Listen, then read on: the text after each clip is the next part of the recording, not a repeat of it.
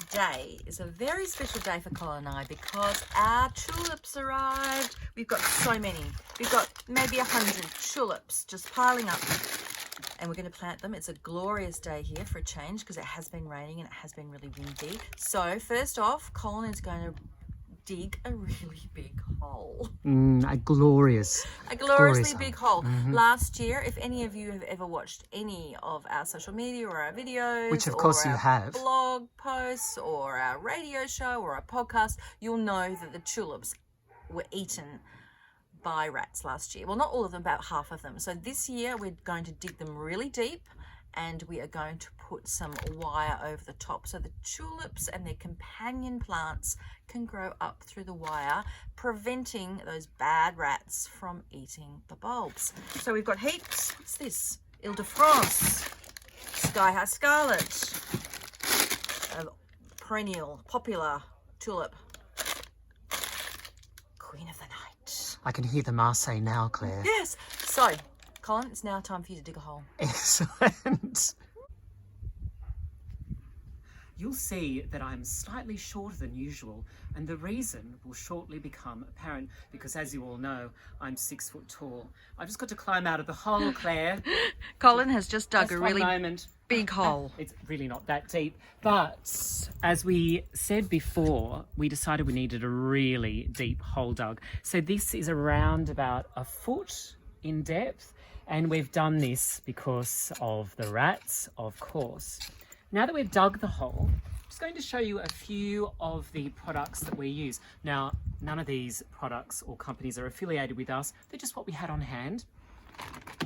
Because our soil is acidic or slightly acidic, we use some dolomite lime. Those of you in America might know it as hydrated lime. I don't think you have dolomite over there, but this is the one that we use. It's more refined than garden lime or hydrated lime, so that's why we use this. And this is just to push the pH back to the neutral side, which is what tulips like. Indeed, even slightly alkaline they like. So we give that a bit of a scattering. We also put some slow release food in. Now, this is what Claire and I usually use. It's a combination of a chemical and an organic fertilizer. We don't use too much, but because our soil is quite impoverished, as we've discussed ad infinitum, we tend to use this in the bottom of the planting hole. Now, recently, we've discovered the joys of water crystals. If one could find joy in a crystal. These have been a plant saver for us. The drought was so severe this time that we decided for the first time ever we'd use this polymer crystal. Now, polymer is a type of plastic, it is meant to degrade, so we've decided to experiment. Thus far, the experiment in regards to plants growth has been extraordinary. I think you'd agree, Claire. It's been pretty good, hasn't it? I totally agree, Colin. So we're going to actually use a few of these in the bottom of this hole because our winters are generally really dry, and I rather suspect this year it's going to be very cold with very little rain. So we're going to put a few, not many. These actually swell to, gosh, 10 times more their volume than what you see now in their those crystals. So that's what we're going to use, but only a very few. And then the last product we use is a soil wetter. You can see from this really large bucket that we use a lot of these, and that's because our soil is extremely hydrophobic. And even though tulips are quite tough bulbs, even though they have an incipient flower bud already formed, if they don't get enough moisture, those flowers won't emerge as gloriously as we expect. So these are the products we're about to use. Now, I'll show you. What we tend to do is just grab a handful of lime, and I don't know, Claire, whether you can get a close-up of that. So that's what it looks like. Looks a little bit like arsenic, which of course none of you will have now, although it appears frequently in Agatha Christie. There we go. So a little bit of lime in the bottom. Then we use our slow release fertilizer. Fortunately, this comes with an easy cup, and I just give that a light sprinkle in the bottom, no more than that. Now, water crystals are next. As I said, these actually expand to about 10 times at least their current size. So it's really important to be careful with these. I just take a little pinch, not much at all. So there are the water crystals. And it's a tiny, I don't know, you can't really see, but it's small, really small pinch. And so that goes in. Now we especially don't want to overdo the water crystals because, as many of you will know, tulips don't like a waterlogged soil. Oh look, I've broken it already. Tulips don't like a waterlogged soil. And then we just put a bit of soil wetter down. This is a type of granulated soil wetter. Those of you in more favoured soil areas won't need to use this, but it's really useful. It's almost like a mild detergent. It actually just breaks down the repellency. So think Cusson's Morning Fresh in a granule, but please don't use dishwashing liquid, whatever you do. It's not designed for this purpose. Make sure if you are going to use a soil wetting agent, you use a proprietary brand, and they've improved significantly over the last few years. And now I'll get digging. Just dig all of that in.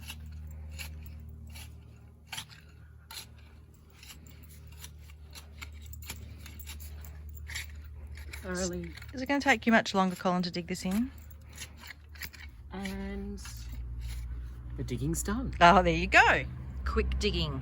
And it's all mixed in now. Beautiful. Right, and now I think I'm going to invite Claire to plant her tulips. Yay! So come from behind the camera, Claire. I will. Bye. I'm coming in front now.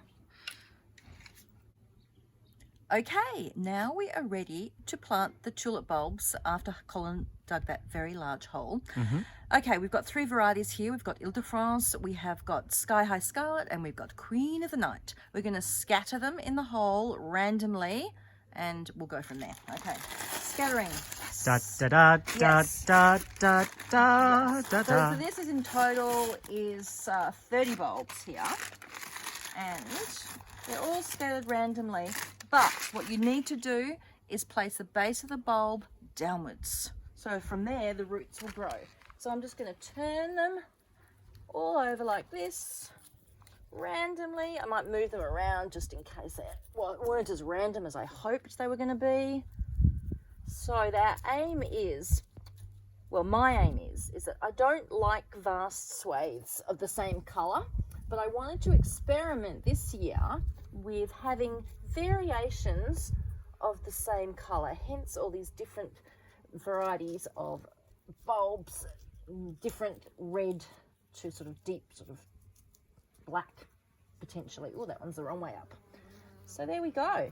Really, that was very quick. Oh, that one's the wrong way around. And just hold up one of those bulbs for Am us, I going to hold up a bulb? Claire. Yes. See, there you go. See, that's the base of the bulb, and that it goes at the top. So that goes at the top, and the roots will grow down from here. And you might also notice, Right. viewers and Claire, that they're quite large bulbs. That's really what you're looking for. Sometimes here in Australia in garden centres, Yes. the packets you find on the stands, the bulbs won't ever be that big. But, you know, that's approaching a size that's not quite, it's not really a grade A size, but it's not far off. And that's a really good size bulb, which means you get good size flowers. Yes. And these bulbs are going to be mid to late blooming, and they're going to be really tall, these ones. They may be 60 centimetres. So they will stand up here like this by the time they have grown in late spring. So there they all are in their hole. Shall we check and see if they're all the right way up? Yes, they are. The base is all at the bottom. Everything's going well. And there you go. All we need to do now is fill in the hole, don't we, Colin? Yes, indeed. Are you going to make me fill in the hole? I think we won't, we'll Are we going to fill in the hole off camera? Yes. Okay. Bye-bye. We love traditional plantings of tulips, and one of the reasons we love them is because tulips are often paired with wallflowers. Now we are planting some tulips with forget-me-nots, which we'll show you in a later video, but this particular wallflower that we've grown from seed is called Giant Pink, and I'm sure you can imagine from the cultivar name that it's going to be pink and large This is one of the modern series of wallflowers that have not only been bred for larger flowers, and we can tell that, but they have been bred to flower in a shorter amount of time than traditional wallflowers. And we've decided to put these with the beautiful dark, almost black tulip, Queen of the Night, and the two scarlet tulips. We think it'll provide a nice warm contrast. On the soil surface, we've popped some more lime, fertiliser and soil wetter. And again, you may not need to add lime to your soil if it's already alkaline. We do, because ours is acidic. But wallflowers love a slightly alkaline soil. So I'll just show you here. Now, this is the great reveal, because I sowed these about 2 months ago, and we're hoping, look, see, now this is what I want to see, and what I am seeing, fortunately, good strong root system going right down to the bottom of the pot. So although there's not a lot of growth at the top, we know that these are going to be well underway by the time I pop them in the ground. You'll also notice that we've placed little bamboo markers in. We don't normally do this. We don't normally need to pop markers in where we're planting, but we are putting wire over the top. So we've just had to do this to mark out the places. Now I'll just do a quick plant.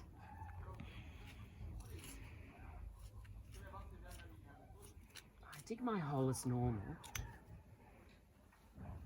And the important thing with wallflowers is that they have stability, for they are going to be growing in winter, albeit very slowly, at a time when we receive gale force winds. Now that's 60 kilometres and above. Recently we had 100 kilometre-hour gusts. So it is very important to plant them deeper than what they are currently in the pot. You can see here these seedling leaves. They're the cotyledons, and obviously this is the adult leaf. What we need to do is to bury this portion of the stem, oh no, I've just dirtied it terribly, between the soil level and the cotyledon. So what I tend to do, if you're at all unsure, is you just pop your pot in and you get the depth right. And then you can rather neatly slot the plant in and then backfill. Oh, doesn't that look nice and cozy? Very good. Now, repeat the process, rinse and repeat, and hopefully we will have a planting that establishes without a ratty incursion. Okay, so we have planted our tulips. We have deep in the soil, so to avoid those nasty, pesky little rats raiding them. And to be extra super cautious, we have put chicken wire over the top of where we've planted the tulips and our 6 wallflowers. Oops, I nearly put my hand on the 6 little tiny wallflower. And then we're just going to, so the tulips and the wallflowers will go up through the chicken wire. There it is. So if you do have rat pest problems, this is a good way to deal with it. It's also why we've planted the tulips so deeply. Normally you can plant them like 10 to 20 centimetres deep and you won't have to put chicken wire if you're not worried about pests and like our nasty little rats.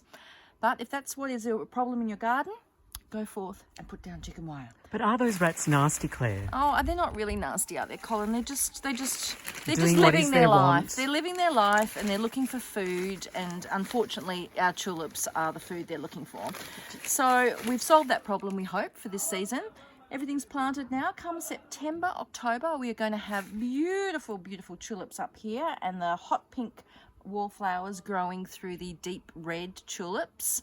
So all we need to do now is mulch it and water it in and sit back and wait and water as we make sure we take care of them. We've staked this here as well so we know. Well, Claire, I think that wallflower, you've got a death wish for that Oh, wallflower I know, close the baby to you. little wallflower here, huh? Sorry, little tiny wallflower. I'm going to film it for posterity because I rather suspect it's going to succumb to your boots Yes. at some stage. Yes. This is Are you agreeing with me? I'm just focusing on my sugarcane mulch. This is sugarcane mulch, everybody, and it is our favourite. We also like, you like the pea mulch, pea straw mulch, don't you, as well, Colin? Pea straw mulch is a product from, appropriately enough, growing peas, and peas this will one is actually visible come up. here. peas will actually come up through it. But the good thing about pea straw mulch is that it breaks down really readily and adds to the organic content in your soil. But for longevity with the same sort of look, sugarcane mulch is marvellous. It's quite cheap here in Australia because in Queensland, as some of you may know, we have a sugarcane industry. Yes, we do. Okay, here we are. Our beautiful first little bed of tulips. We've got 3 more to plant after this. But for now, that's Clare and Colin and our tulip planting adventure. See ya.